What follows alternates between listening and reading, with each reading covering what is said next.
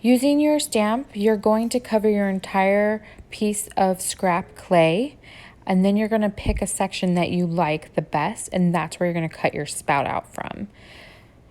So your spout is going to be sort of this tulip shape. Let me show you.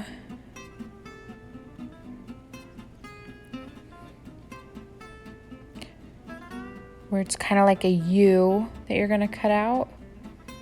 And then the top is not straight. It's a little curved at the top.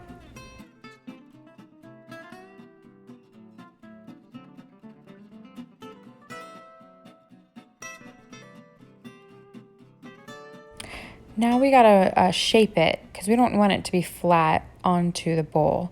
So we're gonna kind of curve our fingers in and then slowly rub our thumb pushing into our fingers, and that will give us that bowed out shape for the spout. So you don't want to do this too quickly. So just simple swipes across will give you that shape. And it's also going to allow for there to be a place to attach your spout to the bowl itself.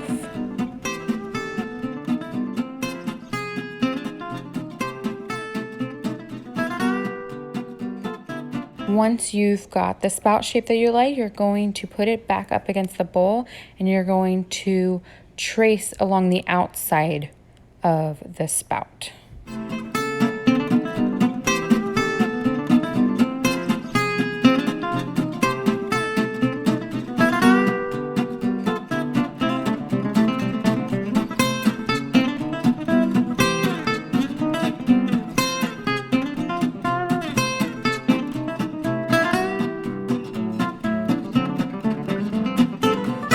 Once traced, you're going to draw within that outline about 1/4 inch of the same shape. So I'll show you, I'll face it back to the camera.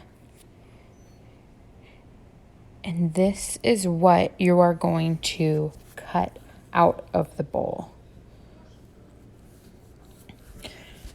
So with your X-Acto knife, and I do suggest everybody have an X-Acto knife, cut that U shape out of the bowl.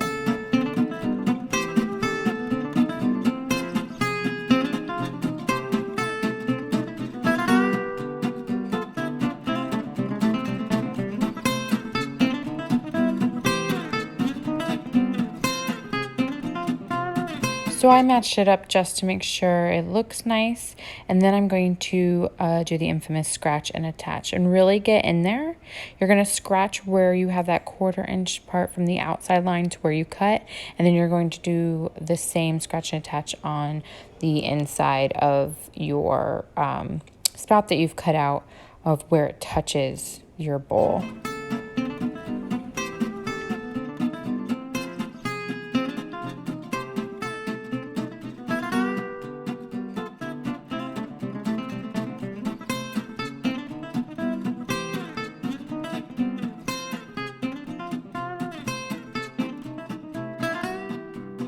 It should stick on there nicely now. To make sure that your spout does not fall off during firing, you are going to need to add little snakes, little coils in this little spot because there's going to be a gap.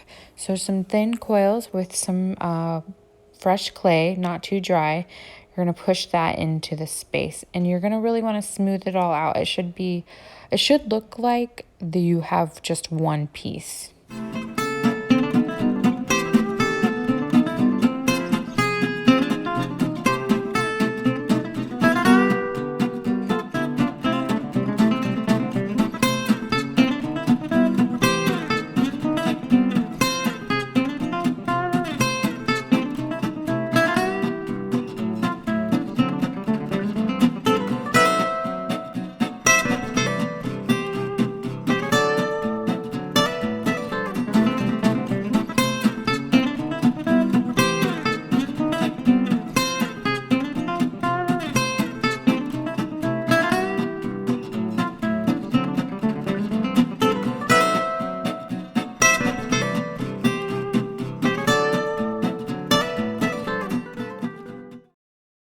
I'm going to take my X-Acto knife and kind of cut down the corners because it's just not smoothing down nicely. I believe my bowl has just gotten too dry. So you can just cut some of that off to make that transition a lot smoother, and then use your fingers to smooth it out.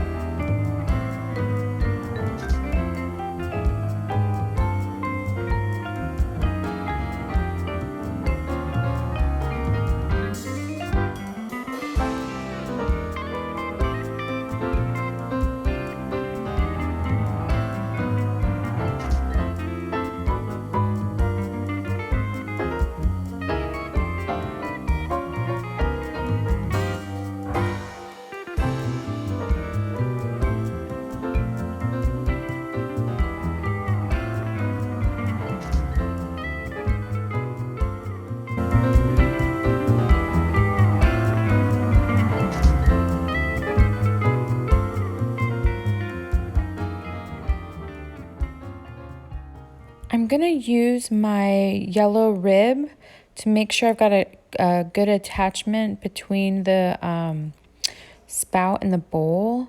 I'm finding it a little difficult with the rib, so I'm actually gonna use my rubber sculpting tool. These little guys are great, and they're pretty thin, so they can get into those little crevices.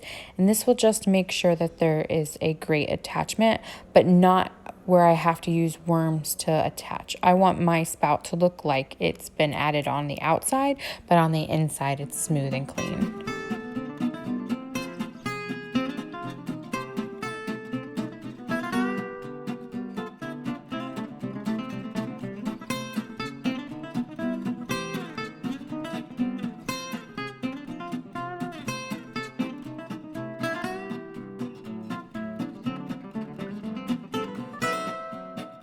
All right, now we're ready to add the handle. So I have just pulled a little handle, nothing special. It's simple and round, and I'm going to attach it. There will be videos of how to create handles using different methods that you can refer to when trying out different handles. Now, if you hold the handle behind, you can see how it's going to look on your pot when it's attached.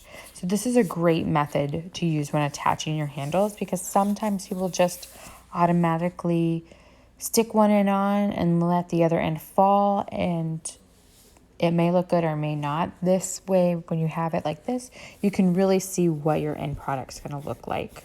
So adding this on based on how it was faced to the camera, I can tell I did not cut this correctly, because that is one wonky looking handle. Looks like it's upside down. So I'm going to turn the pot so that I can see exactly what I am doing. I'm going to hold it behind the pot, so it's going to be to the right on the camera. That's the way I can see where I need to cut it.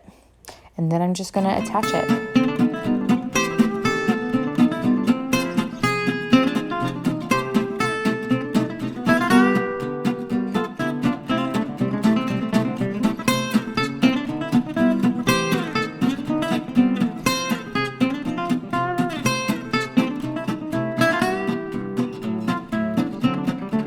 There you have it. This is the batter bowl. It's a really big bowl with a spout and a handle. Hope you enjoyed. See you later. Bye.